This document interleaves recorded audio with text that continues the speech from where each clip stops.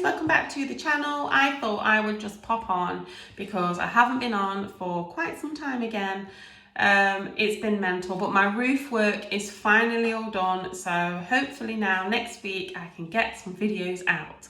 It has been such such a mission. I feel like I've done something to my face there. So we have had the big roof done and then the roof in our porch done. So it has been 6 to 7 weeks of utter chaos, but happy days. So I thought I would just pop on, share that that's done, and also update you on what's going on in my personal life because, as you all know, I've got endometriosis. I had a scan down at Harley Street. There's an update video that I did not so long back. If you go on the channel and have a look, I spoke about some of this. So I went down to Harley Street which is in London, for an advanced scan by a consultant. I was referred there by my consultant that I'm having to pay for to go private to get help because I'm in so much pain. My quality of life is really, really bad. I'm so exhausted and in pain. And they found on the scan, now if you're a man and you're not bothered about gynae stuff or anything like that, feel free to turn off. I have adenomyosis, so it's where tissue similar to the lining of your womb, like endometriosis that grows in other parts of your body, grows in the muscle of your uterus. So I didn't know I had that, so this explains as well why I've been getting so much pressure. And TMI, guys, heavy bleeding and just incredible pain. They also found out that my left ovary is adhered to my pelvic wall.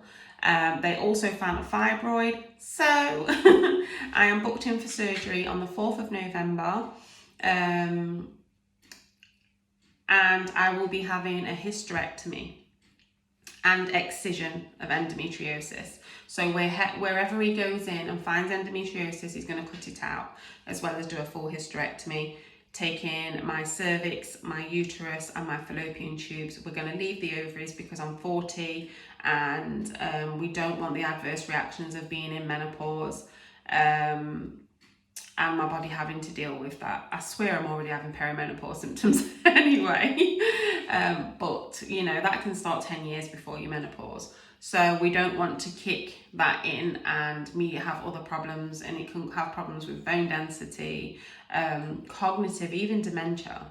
It can increase your risk, according to my consultant. So we don't want that.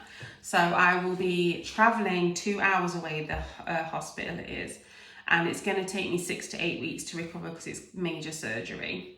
I will be in the hospital at least 2 nights. I'm hoping to, whilst I'm doing all this, document this on my channel because it's really important for those who are going through things similar to what I'm going through to know that they're not alone, to know, you know, if they're having a hysterectomy and an excision for endometriosis, what that entails, what it feels like. Everybody's different, everybody recovers different, everybody experiences it different. But I think if you get enough collective opinion, then you'll know. I've not found many videos. I've found videos of women having hysterectomies or endometriosis excision, but not together. So I would like to document that if I can on how everything goes, how I'm feeling, recovery and all that kind of stuff. Obviously, if that's not what you're here on this channel for, then just leave those videos and leave it for those that could benefit. And, you know, I'm going to try and bank some videos so I can still upload while I'm recovering. I have to take it really easy during those times because it's a massive operation and it's going to take me a bit to recover, but this channel is so important to me and I really do want to establish some routine, but it is frustrating me at the minute the way things are. But I know, you know, this is what I'm meant to do, and I'm just going to keep pushing and pushing and pushing through whatever obstacles are placed in the way of me getting to do this channel. I'm also in talks with our local member of parliament about trying to improve things for women with endometriosis. The diagnosis, the way you're treated by GPs, the way you're treated by gynecologists that aren't trained enough to understand that endometriosis can present itself in many different colours and can look different. It's not always this red little blister on an organ. it can be blue, it can be white, you know, it can present itself, it can be microscopic. So there's so much education needed on endometriosis and the treatment of it. It affects 1 in 10 women worldwide. If you don't know what endometriosis is, it is a whole body disease. It used to think it was just a gynecological thing because it is tissues similar to the lining of your womb, of your uterus, growing in other places of your body and causing pain and inflammation in those places. So it's debilitating. I cannot even tell you how bad that pain is. When you're on your cycle, it is catastrophic. Leading up to your cycle, sometimes after, sometimes every day of the month, which is what I've been experiencing. It's incredible pain. I have had 6 children and I would rather have labour than these pains. Like, they are awful. You can just take strong painkillers which have a knock-on effect of other, you know, bowels and stuff. I'm also querying thoracic endometriosis. So the surgeon, when he goes in, is going to take a look at my diaphragm, see if you can see any lesions up there, because I'm getting very bad chest pains. Also around my cycle, when my cycle comes on a week before, I start getting the chest pains, the feelings, sharp pains, unable to take a deep breath. I had a CT scan of my chest done, and they found a very small lung collapse at the bottom of my left lung, which can also be a telltale sign of thoracic endometriosis. So that's a whole other journey that I'm going on. My consultant is an endometriosis specialist, he's one of the best. And he is actually the chair for trying to sort out a pathway for thoracic endometriosis in the NHS, which is our National Health Service, because there's no pathway for people presenting with endometriosis, you know, in any other areas of the body. When I went for my last optician's appointment, they noticed I've got a mark on my macula in my right eye, and that can cause like a thumbprint across my central vision, blurriness, seeing floaters, like it's awful. I get pain behind the eye.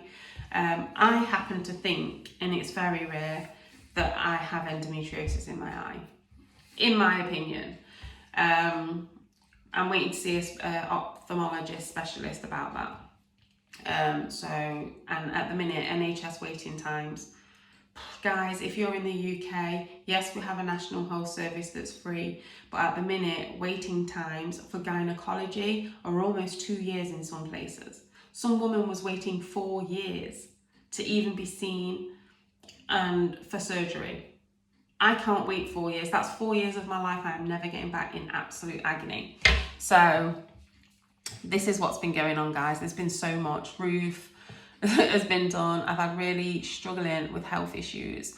I had to drive down to Oxford for my pre-op because that's where I'm going to have my surgery. So I had to drive to Oxford for that.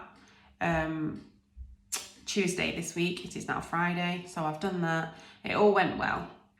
So I have faith that this is really going to change my life. I've had 2 surgeries before for endometriosis, but I've only had ablation, which is just burning off. I've never had it cut out, and it's just like a weed. If it's growing in your garden and you only pull the top and the root's still alive, it's going to come back. So I'm hoping this is going to be a really effective surgery that's going to change my life, because I'm so desperate for some relief. I have been suffering with this disease unknowingly since I was 13 years of age. I'm now 40, nearly 41 in November, and I've had enough. Like, I can't do this anymore.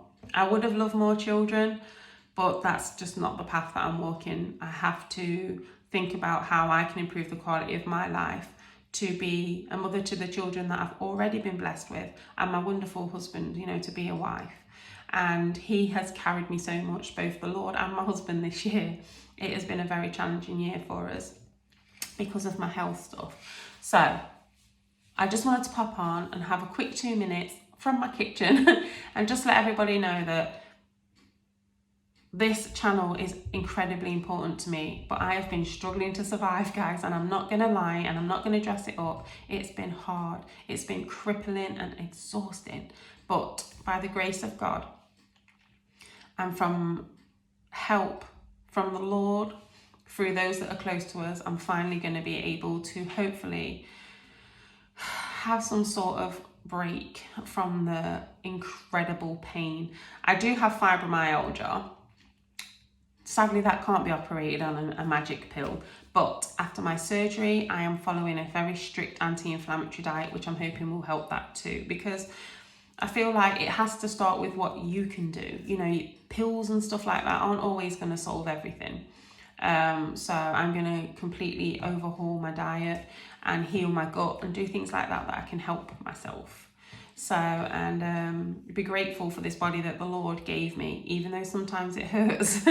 I'm using this energy and the fight that I've been fighting since I was a young girl. It took me 10 to 15 years to get diagnosed with endometriosis. That is incredible. Can you imagine going to the doctors with something and you're doing it for 10 to 15 years before you're even listened to?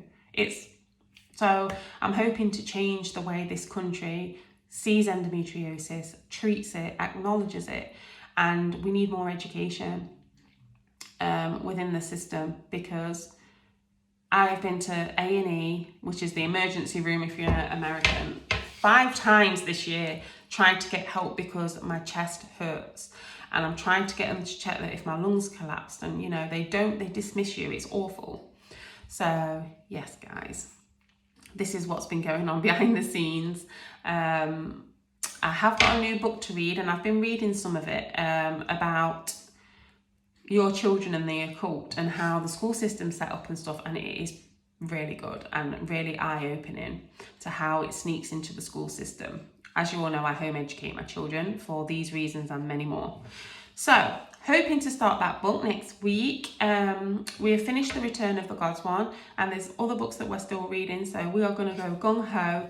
I'm going to get some videos out before my surgery and bank them on my laptop, or you know, upload them and set them to release on dates while I'm recovering. And then obviously later on, as it's been a couple of weeks or 3 weeks or so, I'm hoping that I can get up, sit down in front of the video and start filming again.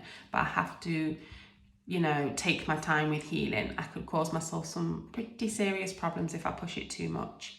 So thank you so much for your patience, your prayers. Honestly, I love you guys so much, and I am so humbled by anybody that takes the time to come on this channel and listen to me, who is nobody.